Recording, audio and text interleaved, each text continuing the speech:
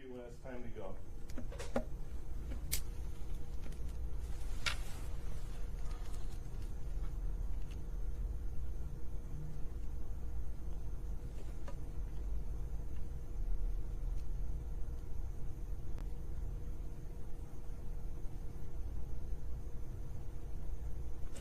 Hello, everybody, and welcome to the 2023 Vikings schedule release show. I'm Dawn Mitchell, joined by Pierre Nugent. Pierre, it came around so fast once again. One of our favorite days of the year, the chance where every fan just gets to pick up this schedule and says, yep, that's a win. No, that's a loss. That's a win. We might do that a little bit at the end of the show. But, yeah, schedule release is here. And the Vikings schedule, you and I have been looking at this all afternoon, and we've thought to ourselves, you know, This is not a bad-looking schedule for Minnesota, and we say that mainly because of the travel, which can always be tough. Yeah, absolutely, because when we look at the schedule, right, we're like, how is our life going to go, like, the next few months, right? Yes, where are we going to be? What are we going to do? And the fans are the same way, kind of booking their hotel rooms. But when you look, and we'll get to it, but at the far end of the schedule, very pleasant. Yeah. In terms of environment. The weather's not going to look too bad. The travel is not too lengthy. I think if you're a Vikings fan, could be the year where maybe you hit up all 17 games. Why not? If you got that kind of money, why not? Hit up all 17. I thought you were going to say, this could be the year. I'm like, don't we say that every year? You know, I'm not one to make that bold of a prediction just yet. I'm just going to let things play out. We'll just go by the schedule one by one. Pierre is usually bold, though. But, well, fair. All right. Well, we're going to start. We're not going to waste any more time. We're going to go month by month and show you exactly who the Vikings are going to play and when. And so here is September. And, Pierre, I mean, you look at it, I have to say, little surprised. You open the big shebang up with a Tom Brady-less Tampa Bay Buccaneers squad. Yeah, Tom Brady no longer with Tampa Bay, and now you're going to have to see what kind of a team they're going to be, whether it's going to be Baker Mayfield or whether it's going to be Kyle Trask starting at quarterback for Tampa Bay. So they will look like a brand new team. Remember last year in the NFC South, no team had a winning record. And the Bucs were the lucky ones that emerged at the top of that one. That game, the opening game against Tampa Bay, taking place on Sunday, September 10th. How do you see that game playing out? You know, you just never know, because I think Tampa Bay, they could have a chip on their shoulder, but I really think it's going to go the Vikings' way. I just think, whenever they open up, they've got, Justin Jefferson. Now we've got Addison. We've got all these different parts, and they want to come out and prove. Yeah. Right? And so you come out on the road. You don't really have the hype that we had last year against Green Bay. You don't have that same hype. But, it is on the road. It is Tampa. But I'm looking at those other games. When you start looking at Philly, it's kind of like, you get a punch in the mouth right after week one, right? Chargers. I mean, those are no joke. That's the other thing, too. For the second consecutive year, the Vikings are on the road in Philadelphia in week 2. If you recall, last year they were on Monday Night Football in week 2. That game not going the Vikings' way. This year, a short turnaround to start the season as they go on the road to Philadelphia, which in my opinion, Dawn, is not a bad thing. I would rather get the Thursday night game out of the way early than in the middle of the season. Right, because those short weeks, they really mess with the guys later on. And, hey, everything's new. We're on the road. Let's just get it out of the way. I agree with you, but I also think maybe the Eagles won't have their feet under them, but that's always a tough get no matter where you get it. But, yeah, I'm like with you. If you're not going to open the season with them and get them out of the way, why not week 2? For the record, in terms of strength of schedule, the Philadelphia Eagles, the Super Bowl runner-up, have the toughest strength of schedule going into 2020. And the Vikings 19th. Yes. What do you think about their strength of schedule, though? Well, whenever I look at the strength of schedule at the beginning of the season, I always think to myself, okay, that's good. If you're in the middle of the pack or maybe in the bottom third, it's like, okay, that could be an encouraging sign. But as we know in this league, it is a year-to-year league. 1 year you could be bad. That doesn't mean you're going to be bad next year. And injuries are a big part of the game. It's about who you get when you get them a lot of the times, I think, as the season goes on. So 19th in terms of strength of schedule, in terms of rankings. If I'm a Vikings fan, I'm feeling pretty good about that, but by midseason, that might not mean anything. Yeah, no, it's like not even any given Sunday anymore. It's any given Thursday, yeah. Monday. Saturday. We have a Friday game on the schedule this year. We'll probably get to that later. But, yeah, in week 3 then, Dawn, Chargers here at U.S. Bank Stadium. Yeah, I'm really looking forward to that. I really like the I know that they had kind of a tough year last year, but I'm really looking forward to that matchup. It's always, we're going to hear all about the Kevin O'Connell and his former team and the blah, blah, blahs and offense versus offense. So I'm really looking forward to that. Yeah, let's get an offensive explosion going against them and see where that narrative goes this year. Yeah, the Chargers, they have been a team, growing up on the West Coast, I've watched a lot of Charger games in my day. They always seem to be a team that always has a lot of talent, just always seems to fall short, just like we saw last year in the wild card against the Jaguars when they had a 20-point lead and blew it as the Jaguars eliminated the Chargers for postseason contention. But you get one of the young premier quarterbacks in the league, and Justin Herbert in here, so the Vikings fans will get their we'll get their chance to check out Justin Herbert here at U.S. Bank Stadium. That one should be a fun game. It should be a fun game. Right, well, let's go into October now, right? What are your thoughts on this? We'll take it away on that. Yeah, wow. Well, first and foremost, you see there out in week 4, Vikings travel to Carolina, where we will see our old friend Adam Thielen, who is now a member of the Carolina Panthers. And, of course, you'll see the number 1 overall draft pick, Bryce Young, who will be the presumed starter at quarterback. Frank Reich now going from Indianapolis, now coaching the Carolina Panthers. So it could be a new look Carolina Panthers like we see, or that we haven't seen in recent years. So with a new number 1 overall pick, a new head coach, then this is what we're talking about in terms of strength of schedule. We don't, they were not a good team. Exactly right. And you also get a guy, Adam Thielen. You're saying, okay, he's a veteran, he's on in years, but you compare a veteran with someone like that, and they can light a fuel under someone really quick and get things going. Absolutely. So you just never know offensively with that. But I'm really looking forward to Kansas City. Of course, you get the Chiefs in here, you get the champs in here. You get home, we're going to have Jennifer McDermott, who's going to be all chiefed out. It's going to be crazy. But that, I have to tell you, Kansas City's going to come in strong, and it'll be a nice test to see how this newly tooled Vikings defense under Brian Flores really can get their feet under them.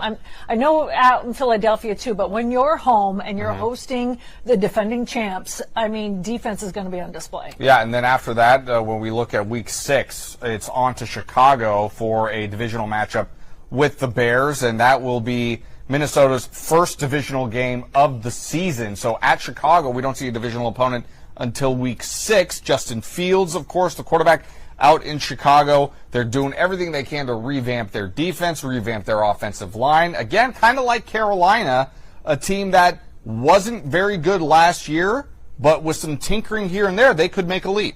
They've added a lot of new talent, a lot of good names. They also have Kevin Warren there that knows all the Viking secrets. Yes. So I think that's going to be a litmus test to see, because I think we don't know what we have in the Bears, in the Lions. We just know that it's not the Bears and the Lions of old. I think the NFC North is going to be totally turned on its head, and the Vikings have to be prepared for it. DJ Moore also now in Chicago after the trade that they made with Carolina moving up to the number 1 overall pick. Let's go back to that schedule in October. As you can see, this is, out of all the games, Dawn, on this schedule, this is the one I have circled the most times. It's Monday night at home against the San Francisco 49ers. And why is that your number 1 circled? I think this is, like, in terms of we're talking about a litmus test for the Vikings, I think this could be. But, of course, who's going to be the quarterback for the Niners? Is it going to be Brock Purdy? Is it going to be Trey Lance? Is it going to be someone else? Perhaps a trade could be the work. They signed Sam Darnold in the offseason. I don't presume he will be the starter, but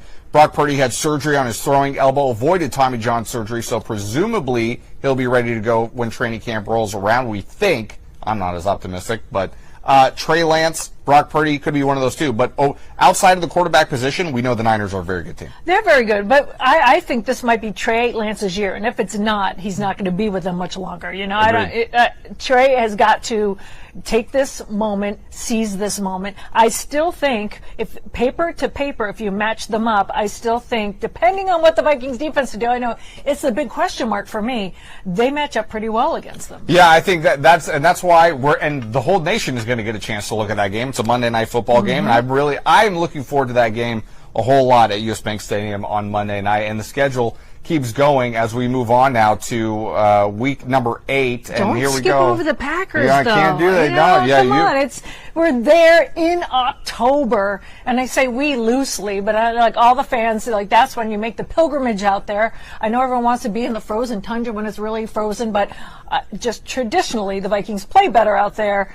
It was not last season, but the season before. It was a very mild. Yes. Matchup, and it was favorable. I want to see what the Green Bay Packers are like with Love at the helm, without Aaron Rodgers, and see if this matchup has lost any luster. I wonder that as well. Jordan Love, I think, is the biggest wild card when you're talking about the NFC North in general. If Jordan Love can live up to his billing as a first-round draft pick, then who knows? Maybe the Packers don't fall off too much. And, of course, last year the Packers had a down year, winning only 8 games. But he is, like I said, I believe he is the biggest wild card when it comes to the NFC North because we just don't know what we're getting with him just yet. Okay, now I'll let you go on. Yeah. Oh, okay. Now we can move on. Well, let's go on to November. We've got back-to-back road games here going from the end of October into the beginning of November. As you can see, week number 9, the Vikings are in Atlanta to take on the Falcons. When you look at this game, a game that kind of on paper, again, this is all on paper. This is a game that we look at and we say, this Vikings win. This could be a Vikings win here. Desmond Ridder, a little bit of an unknown at quarterback there for Atlanta. I know they drafted Bijan Robinson high in the first round, the electric running back of the University of Texas. But this Falcons team needs a lot of work. And I think this could be a position where Minnesota might be able to take advantage. Yeah, when I look at the Vikings offense and compare it to the Falcons defense, I think, you got Kirk Cousins, Justin Jefferson, you got our tight ends. I think that this is a chance where they can really kind of ginsu their defense. And people say you're crazy about that, but I don't look at it as a gimme win, but I look at that as they can have a dominant performance over Atlanta in this game. Staying in November, who's up next, Dawn? We have the New Orleans Saints. I kind of like this matchup. You just never know what you're going to get with this team either, though. On paper, again, favorable, in my opinion, for the Vikings, again, when it comes to the offense versus the defense. Saints making a trade in the offseason, getting Derek Carr. He is now the new quarterback out in New Orleans. So after years and years with the Raiders, Derek Carr now...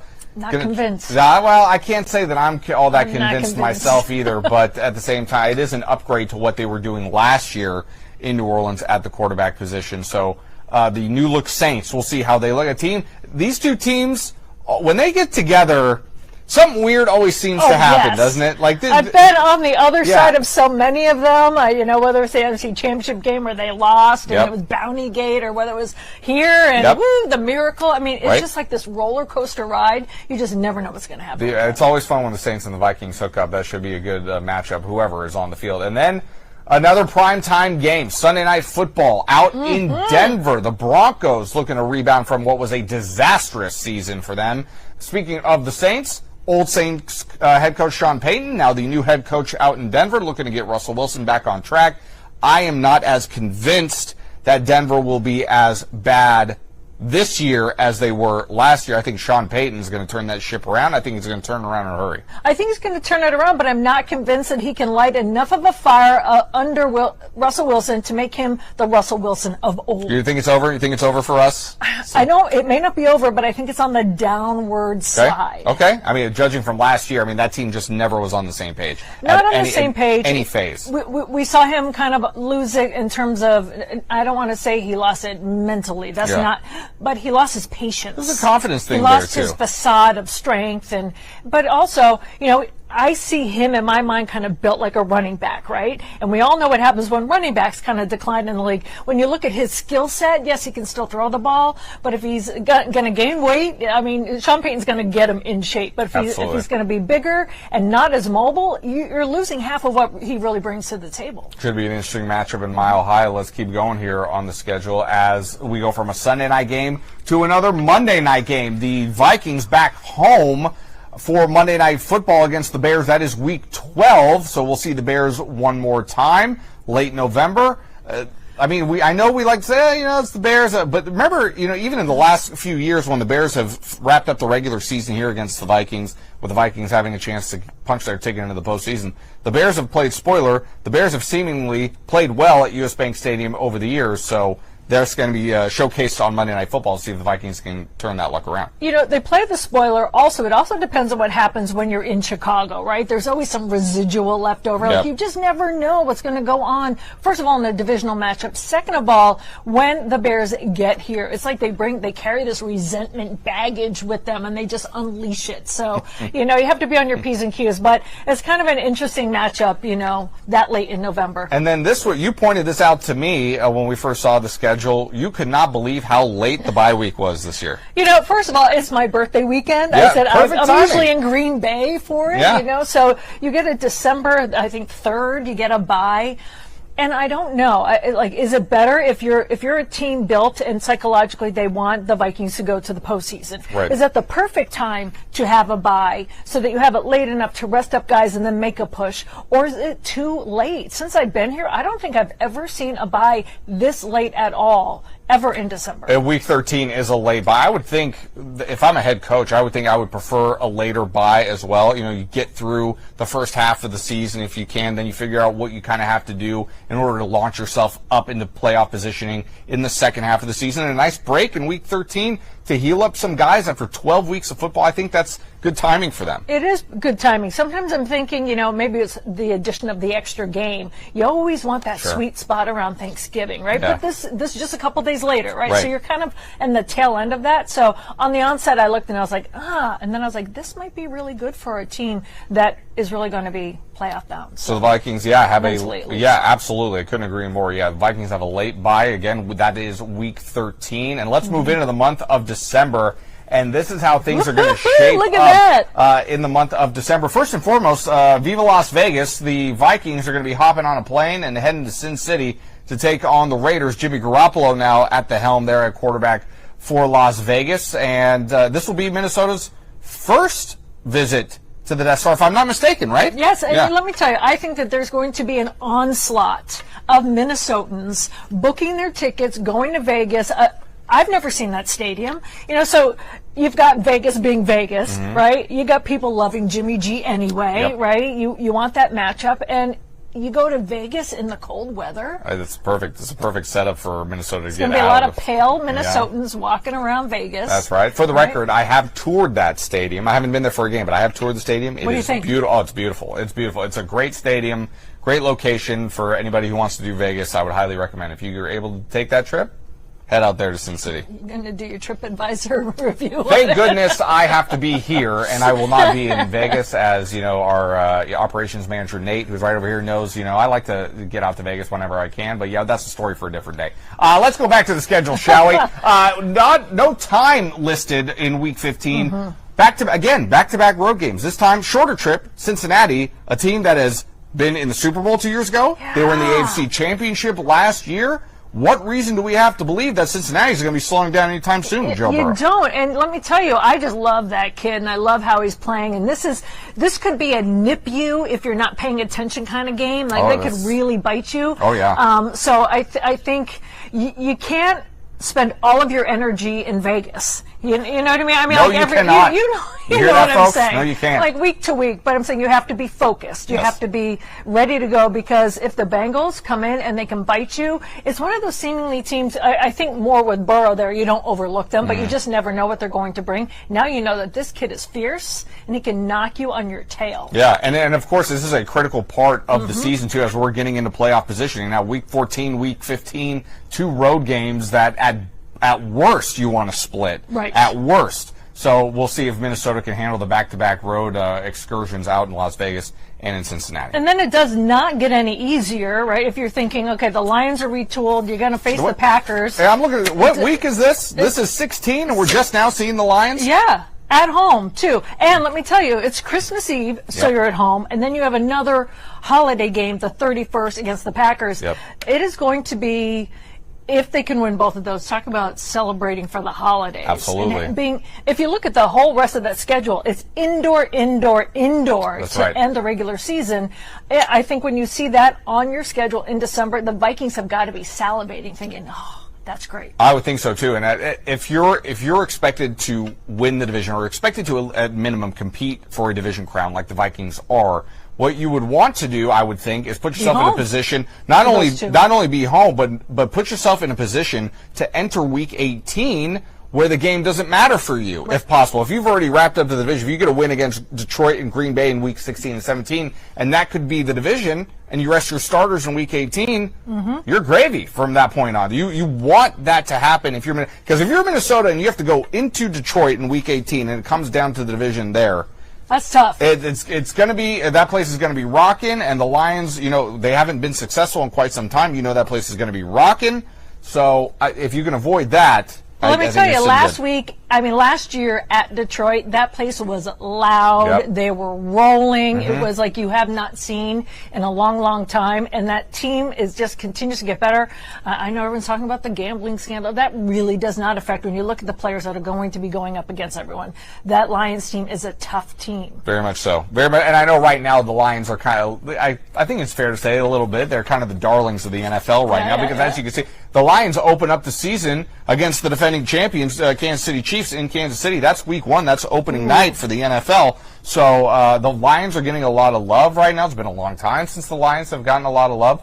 But as we look at this schedule and you look back, every year we see a 3-4 game stretch where we're like, if you just get through this, you're going to be okay. Where's that stretch for you? Well, I know that you were talking earlier in the year, and I do see that, but I think sometimes earlier in the year for me, depending if teams are really on their P's and Q's, sometimes you're still getting, I don't know, like preseason teams. Yeah, sure. Does that make sense? Yeah, So sure. I'm looking at this stretch that people are throwing away here, but I'm looking at the Raiders, Bengals, Lions, Packers at the end. Stretch, that final stretch for me. But I know earlier, it's no cakewalk if you look at the beginning of it either. But the end of that, because if you come off that bye and you stumble, you are in trouble. Yeah. No, absolutely agree. And it goes back to what we were talking about.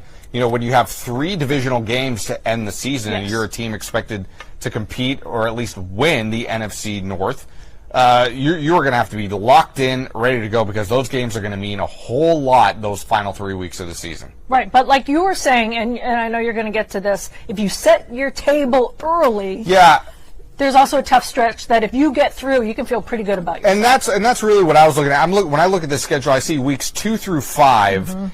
At Philadelphia, week 2 on the short week, the defending NFC champions in Philadelphia.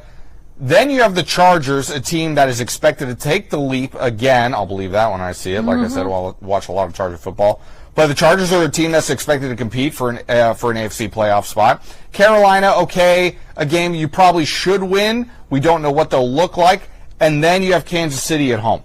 Right. I'm looking at the first 4 games of this schedule, and I'm thinking you have to – I don't see any reason why the Vikings shouldn't come out of this first month of the season at 3-1.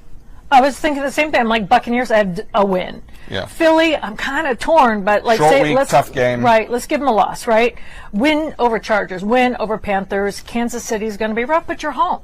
That's how I look at it. Yes, and you will be home for the Chiefs. If you can set yourself up to go 3-1 in the first 4 weeks of the season, you're feeling good about yourself. You have confidence going into that game against Kansas City at home. So I think getting off to a good start is very, very important, especially in a division where everybody seems to be somewhat on equal footing. I'm not going to put them all equal, but on paper, yeah, it doesn't seem like there's that much of a separation between a lot of the teams. So if you can get out to a great start and have everybody chase you, you're all the better for it, in my opinion. On paper, a lot of people are thinking Green Bay is at the bottom. You get rid of Aaron Rodgers, and they're immediate at the bottom, but you just don't know how hungry a team can be at that point. And that's the unknown that we were talking about earlier with Jordan Love. We just don't know what he's going to be yet. And if he comes out and lights the house on fire, then look out. We got to deal with the Packers all over again. You're thinking, we just got rid of Aaron Rodgers. Thank goodness the Packers won't be a thing, at least for the next few years. But Jordan Love, it could be a different story if he proves to be what they believe him to be in Green Bay. And so let's talk about the games that are on prime time, right? Yeah. So now we have 5 games. And 5 of them this year, which is pretty cool. Prime Video, I know some people, they're not happy about that. A lot of people don't have Prime Video, right. but, I bet a lot of people will get it to see what they do against the Eagles. Yeah, right? I bet, absolutely. I bet you, I will. I mean, I gotta give me my Prime Video so I can see the Eagles Vikings as well. Right. So you get Thursday, then we go Monday, Sunday, Monday, Sunday.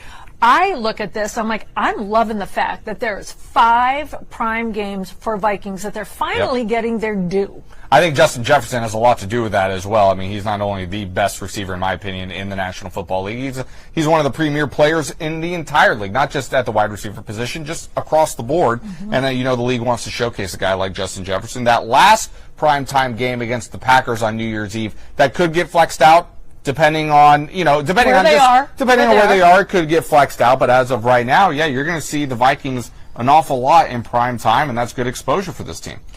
I am salivating as a fan, if you look at it, not from what we do as a job, but to see what Justin Jefferson can do against this schedule. Yeah.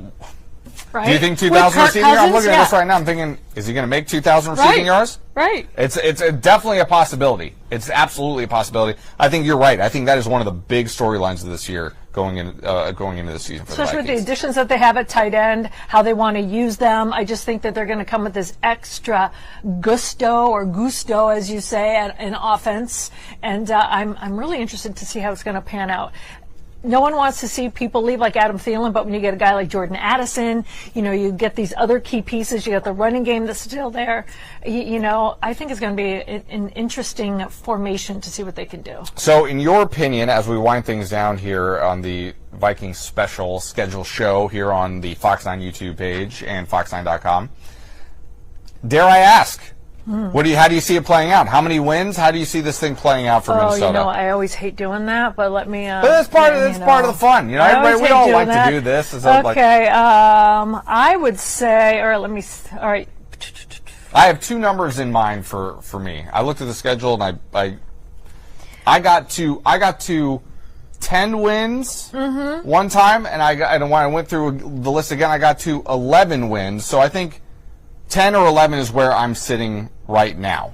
I had 9, but now that 9 and 10, because I'm going back and forth on that at Philadelphia Eagles. Okay. I think if you catch them early enough, you can easily get 10. Yeah. But I'd like to be pleasantly surprised with 11. I was pleasantly surprised last year.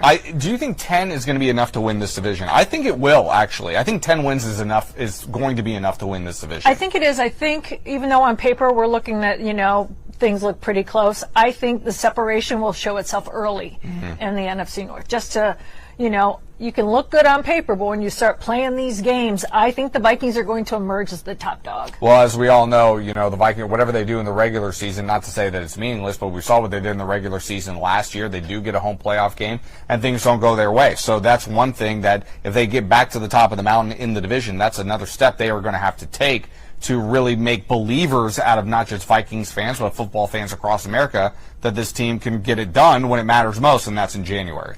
It is, and then that goes back to what we're talking about, like how do you set yourself up as you're going into the postseason, right? Do you have enough time to rest your guys? Do you have enough time to keep them focused too, right? Because I don't know, I go back and forth, like you don't want to rest too much. Some of the best teams are the ones that are still playing tough and focused and dialed in and have to win at the end and then go into the postseason. So I'm not necessarily the person that's married to the fact like, hey, win it early and just breeze through and then go. I think sometimes you lose your edge that way. Yeah, how many times have we seen teams that have been fighting for their playoff lives, desperate starting in week 13, 14, and get some momentum and keep it rolling? We have certainly seen that throughout the years in the NFL. I don't think that's going to be all that different this year for the Vikings, considering the final 3 weeks of the season, like we said, Lions, Packers, Lions again. Oh my. Yeah, exactly. Yes, exactly. When I look at this though, and I think Vikings fans, when they got the official, there's so much leaked out, but they get the official, I think they're going,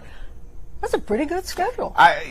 In terms of wear and tear and travel and who and the time. When. Yeah, this schedule looks pretty good to me. If I'm a Vikings fan, I'm looking at this. I'm feeling pretty good right now. Again, we don't know who you're going to get or how the team is going to be. Whenever you look at the schedule, we don't know if Patrick Mahomes is going to be hurt. We don't know what the Niners are going to be doing at quarterback. You know, the injuries are a big part of the game on both sides, and we just, you know, we have to wait to see how the season plays out to really have an idea of what it will look like, because it is a week-to-week league.